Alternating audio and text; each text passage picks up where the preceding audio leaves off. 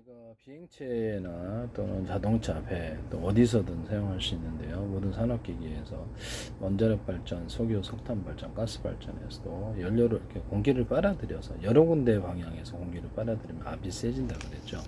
두 분야에서 이렇게 돼서 진공극 청소기 방식의 모터를 달아서 빨아들이면 제트 엔진처럼 이렇게 어떤 터빈 구조 없이 이렇게 여러 군데서 빨아들인다는 터빈 구조 없이 그 연소실에 공급을 할 수 있고 그렇게 하시면 제기술이 되겠습니다. 송풍기도 일반 송풍기도 여러 군데서 바람을 빨아들이면 제기술입니다. 그래서 진공청소기는 오히려 바람을 빨아들여서 여러 군데로 내보내면 진공청소기가 압이 세진다 그러죠. 그래서 냉각 방식에서 진공청소기 방식으로 그 열을 신속히 빨아들여서 외부로 내뿜는 이런 기술을 사용하셔도 제기술이 되겠습니다. 에어컨 같은 데서도 위에 있는 공기를 외부로 이렇게 밖으로 내보내거나 컴퓨터 같은 데서도 위에다가 환풍기 같은 거를 달아가지고 계속 밖으로 공기를 드나들게 공기를 갈아주면 좀 온도가 낮아집니다. 네. 이렇게 하시면 제 기술이 되겠어요. 공기 탱크를 달아가지고 이렇게 공기 탱크를 약간 공기를 가열해 줄 수 없을까요? 이런 생각이 드시죠?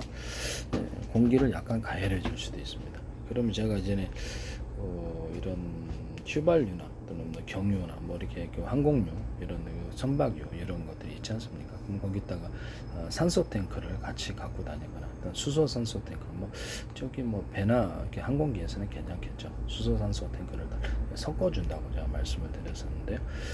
수소 그게 수소보다 수소가 보통 불안가스가 2대1인데 수소보다 이게 산소를 좀 더 이렇게 비율을 높여주는 일체 구조는 제가 제 기술이라고 말씀을 드렸죠. 불안가스 재료에서 2대 1.1, 1.3, 1.7 해갖고 산소를 좀 더 높여주면 완전 연소가 일어나는 원인이 되고 고화력이 일어난다고 제가 말씀을 드렸는데요. 하시면 제 기술이 되겠습니다. 이렇게 뭐 석유 어떤 정제할 때도 수소 넣으시잖아요. 그럼 산소 넣고 이산화탄소도 같이 넣을 수 있어요. 또는 산소만 단독으로 넣을 수 있어요. 고품질의 석유를 얻을 수 있습니다.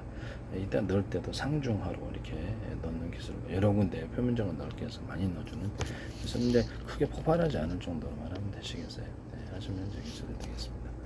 태양광 같은 거 이렇게 밝게 방송 반사파처럼 원목을 넣어가지고 석유를 끓일 수도 있어요. 네. 하시면 이제 제 기술이 되는 전파로 서로 파형이 되는 여러 개의 적외선 전파 서로 파형이 되는 마이크를 전파로 끓일 수도 있습니다. 어쨌든 뭐 이렇게 석유 정제할 때 이렇게 쓰시면 제 기술이 되겠습니다.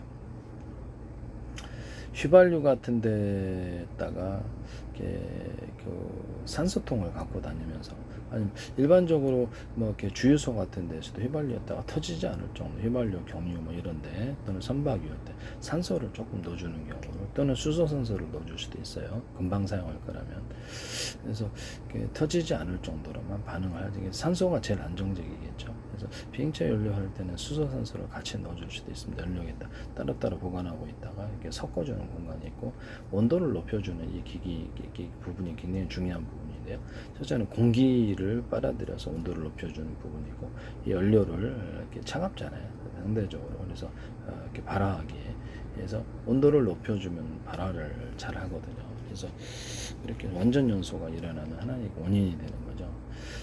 우리가 보면은 그 온도가 낮을 때는 발화하려면은 상당히 시간이 오래 걸리거나 그런데 온도가 높을 때는 조금만 저기 불꽃을 스파크 점화 안 해도 그냥 불꽃이 일어나는 경우도 있어요. 그 열 때문에 그러는 거거든요. 열이 높으면 쉽게 발화를 하게 됩니다.